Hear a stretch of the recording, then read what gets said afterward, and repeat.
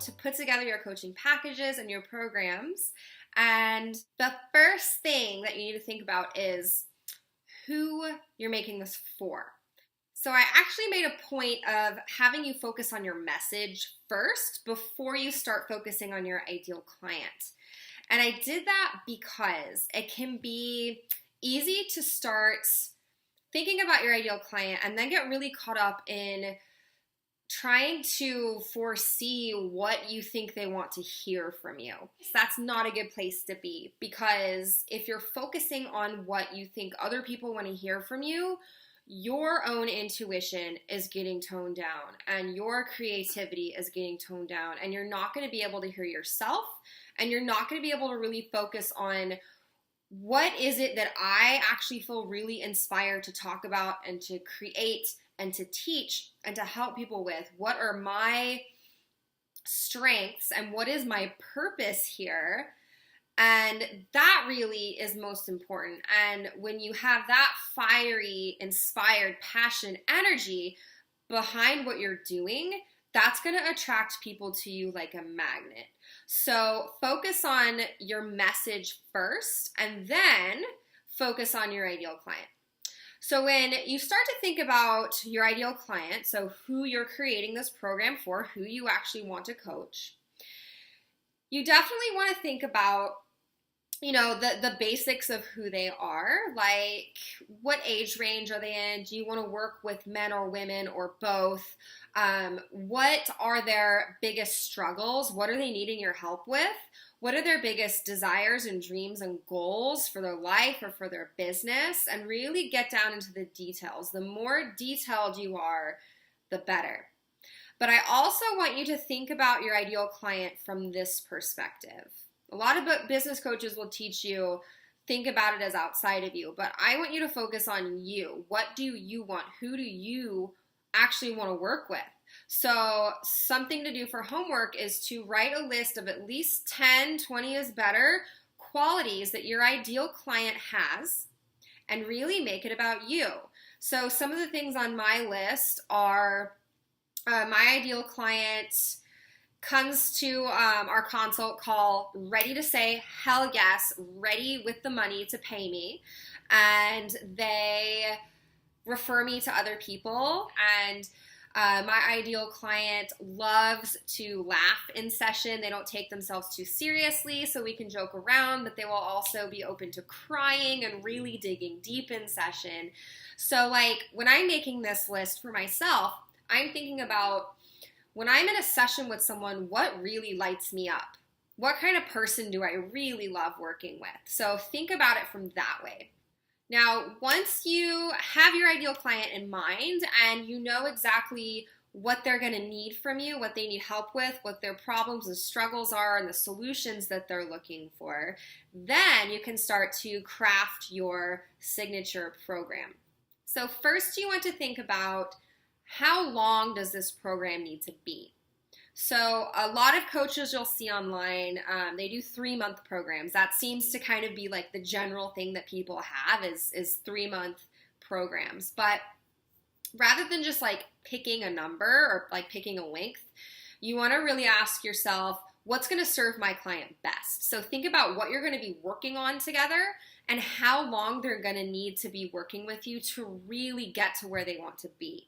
So that could be a single session, that could be a 6-week program, a 3-month program, 6 months, a year. It's going to be completely unique to you, your services, what you're giving, how you're giving it, where your client's at in their journey, how long they're going to need to get to where they want to go. After you have picked a length, then think about how are you going to serve them. So it's probably going to be either a phone call or a video call that you're going to meet with your clients. So think about if you want to do phone or you want to do video, and think about how long that session needs to be. It can be half an hour, 40, 45 minutes, an hour, 90 minutes, 75 minutes. I mean, it can be anything. So think about how long you'd want to have a session with someone. And then think about any extra stuff you want to give. So for instance, with my clients, I give them unlimited email support in between our sessions because I know things always come up and I don't like just leaving them for an entire week. And if they really need something, I want to be there to support them. So you could give support in between sessions. You could also do things like worksheets or workbooks, or I've seen people do like little bonuses of guided meditations or video trainings. When I sign my clients, I actually give them as a bonus everything that I've created. So they're actually going to get this video bundle and they're going to get entry into a boot camp that I have. So that's just kind of a little extra thing that I like to give. So think about if you want to serve your clients in a way that goes beyond just that session. And there is no right or wrong. You can do it however you want to do it. So if you only just want to give sessions, that's completely fine. So that's going to give you the foundation of your program. And it's a good idea to have multiple offerings at different prices so people have different ways to work with you. Just starting out though, I want you to just focus on having one thing and starting from there. Because if you have too many things that you're offering all at once, it can get confusing for you, it can get confusing for the client. And really the whole goal right now is for you to start putting yourself out there, start helping people, and to start making money ASAP. So just start with this program and then you can go from there. It's a good idea to have like at least 3 tiers of offerings as far as pricing goes. Pricing is something, don't worry, that we will talk about in the next video. But once you have this signature program, then you can build off of that and you can build up from it. So you can have something larger and more expensive that you offer, or you can have something that's more priced a little bit lower and more like affordable for more people.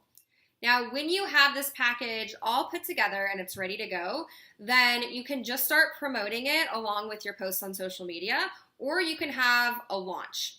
And really all a launch is it's a specific date that you pick to open up enrollment for your program, and then you have a specific close date for it. So during that time, you are posting content that is directly related to that program. You're giving a little extra. So I've seen people do webinars during this time, do extra live streaming on Facebook. I've seen people do challenges in their Facebook groups or email challenges. And really that's just building up the hype to the program. So what you're really doing during a launch is you're giving a lot of very specific support to people. Specific value. And what that's doing is it's helping them see how much you can help them and what results they're going to be getting. So if you can help them see results before they even sign up to work with you, that is going to make them really want to work with you. Because if they think, wow, I got results from one video or one challenge in a Facebook group, or I got results from this, 40-minute webinar, that's going to blow them away and they're going to wonder what kind of results they can get from working with you one-on-one for a prolonged period of time. During a launch, you can also have early bird registration. So when you have early bird registration, it's basically like saying thank you to people who are signing up early for your program.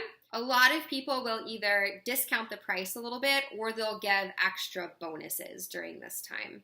That gives just a little incentive for people to light a fire under their ass and make the decision to go ahead and work with you. So as a coach, you don't just have to coach people one-on-one, because I know that's not what everyone wants to do. So your signature program, it can be one-on-one coaching, or it can be a group program, or it can actually be a product, like a course. So think about what you feel called to create and how you feel called to serve people. What lights you up, what comes the easiest to you, and start with that. So that's really it for creating a program.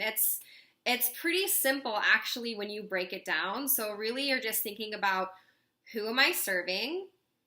How do I want to serve them? What am I going to offer? And then pricing, which we're going to cover next. And if you have any questions about creating your program or anything that we've previously covered, just send me an email at hello@jessblanch.com or hop in my Facebook group, Ignite Your Truth, and post your question in there. And then lots of people will be able to benefit from the answer as well. You're doing awesome. I believe in you. Go kick some ass, and I'll see you in the next video.